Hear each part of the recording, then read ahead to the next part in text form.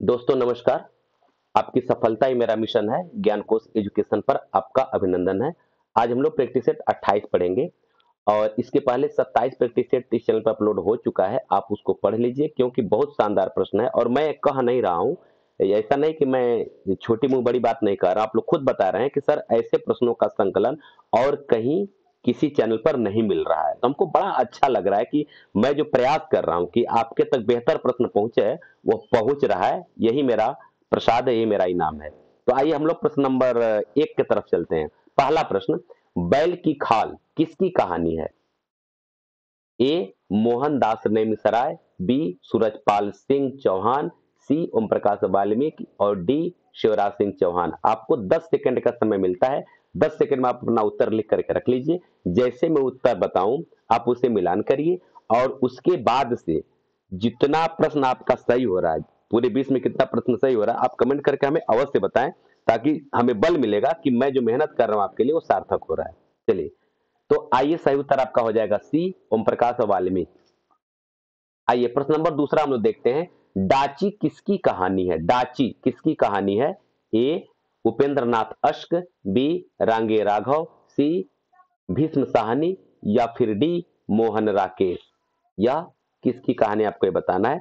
सही उत्तर जानिए। सही उत्तर है ए उपेंद्रनाथ अश्क। प्रश्न नंबर 3, धूल की आंधी किसकी कहानी है? ए रघुवीर सहाय, बी शेखर जोशी, सी रांगे राघव या फिर डी यशपाल। किसकी कहानी आप बताएं। सही उत्तर जानिए। आपका सही उत्तर हो जाएगा सी रांगे राघव। ठीक है ना। आइए हम लोग प्रश्न नंबर 4 देखते हैं। प्रश्न नंबर 4, बादलों के घेरे किसकी कहानी है? ए शिवानी, बी कृष्णा सोबती, सी मन्नू भंडारी, डी उषा प्रेमदा। तो आइए सही उत्तर की जांच करिए। आपका सही उत्तर हो जाएगा बी कृष्णा सोबती। प्रश्न नंबर 5 देखिए। प्रश्न नंबर 5, सृंजय की कहानी कामरेड का कोट का प्रकाशन वर्ष है। सृंजय की कहानी कामरेड का कोट का प्रकाशन वर्ष है, आपको ये बताना है। ए 2001, बी 1993, सी 1998 या फिर डी 2004। तो आइए सही उत्तर की जांच हम लोग करते हैं। सही उत्तर आपका हो जाएगा बी 1993।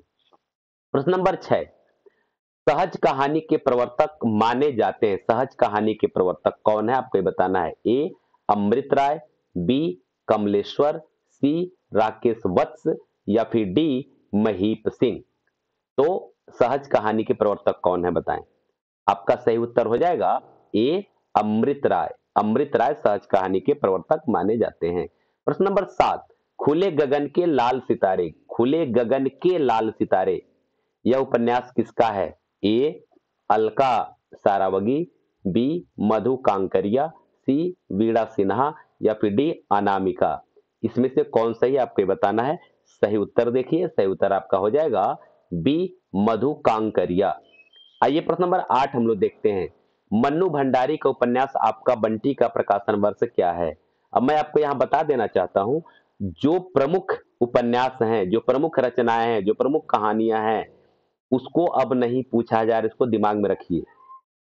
अब पूछा क्या जा रहा है कि उसका प्रकाशन वर्ष क्या है, क्योंकि प्रश्न के पैटर्न को अब बदल दिया है आयोग ने।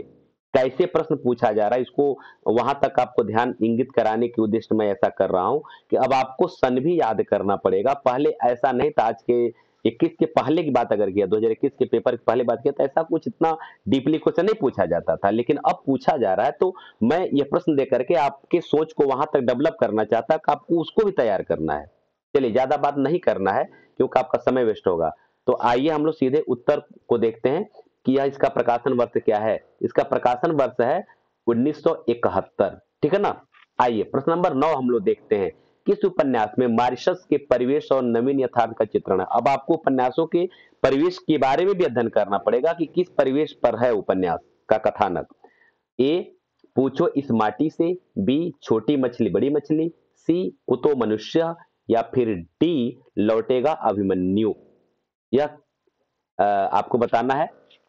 आइए तो हम लोग उत्तर देखते हैं। बी छोटी मछली बड़ी मछली, यह मॉरिशस के परिवेश और जीवन क्या नाम है जीवन यथार्थ का चित्रण इसमें किया गया है। ठीक है। आइए प्रश्न नंबर 10 हम लोग देखते हैं। बिहार के गांव का चित्रण मिथिलेश्वर के किस उपन्यास में देखने को मिलता है? ए झुनिया, बी यह अंत नहीं, सी सुरंग में सुबह, या डी माटी कहे कुम्हार से।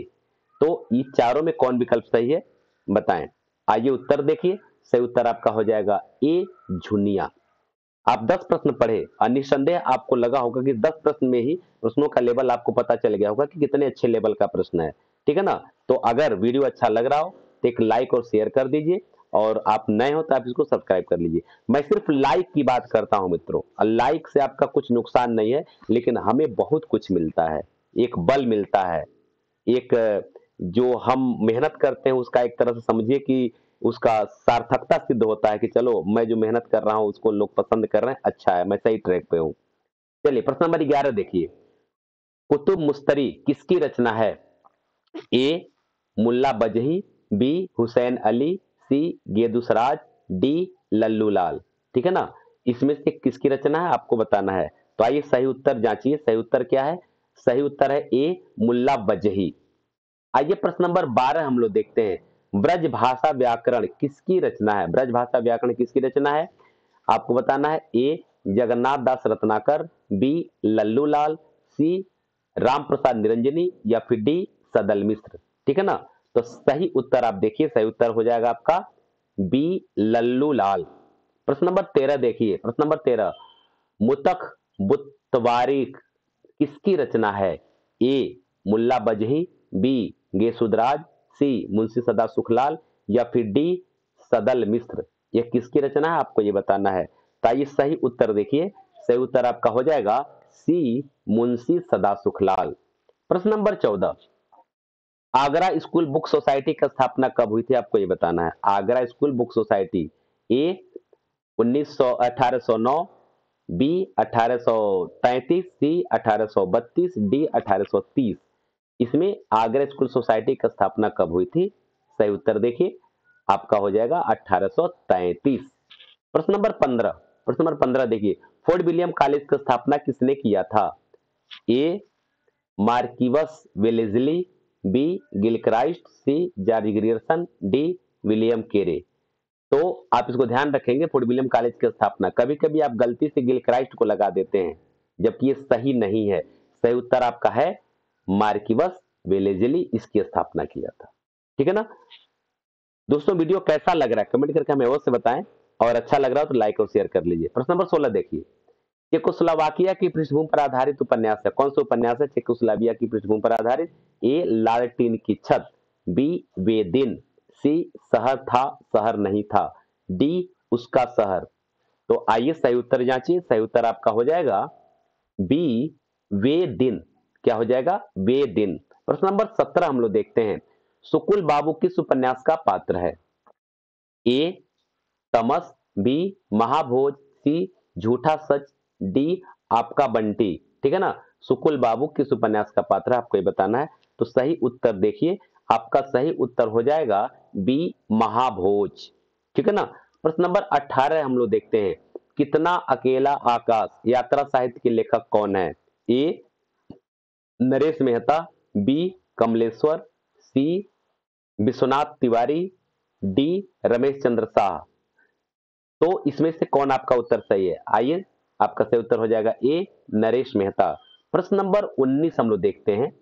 सत्यकाम किसकी रचना है? सत्यकाम, ए सुमित्रा नंदन पंत, बी सूर्यकांत त्रिपाठी निराला, सी हरिवंश राय बच्चन, या फिर डी राम नरेश त्रिपाठी। सही उत्तर क्या है आपको बताना है। ताइए सही उत्तर जांचिए, सही उत्तर है ए सुमित्रा नंदन पंत। आप ध्यान रखिए, क्योंकि अब मुख्य रचनाओं को न पूछ करके गौड़ रचनाओं को पूछा जाता है। गौड़ रचना मतलब क्या? उसको हम लोग पढ़ते हैं और कहते हैं कि यार ये तो पूछता नहीं, चलो छोड़ो, मुख्य रचनाओं को ही याद करो, मुख्य रचनाओं को देखो। लेकिन नहीं, अब पेपर का पैटर्न बदल रहा है, बदलते परिवेश से मैं आपको अवगत कराना चाहता हूं, इसलिए मैं अब गौड़ रचनाओं को भी दे रहा हूं ताकि आपका ध्यान वहां तक जाए, आप उस रचना को इग्नोर न कर, इसको ध्यान रखना है। ठीक है? आइए प्रश्न नंबर 20 हम लोग देखते हैं।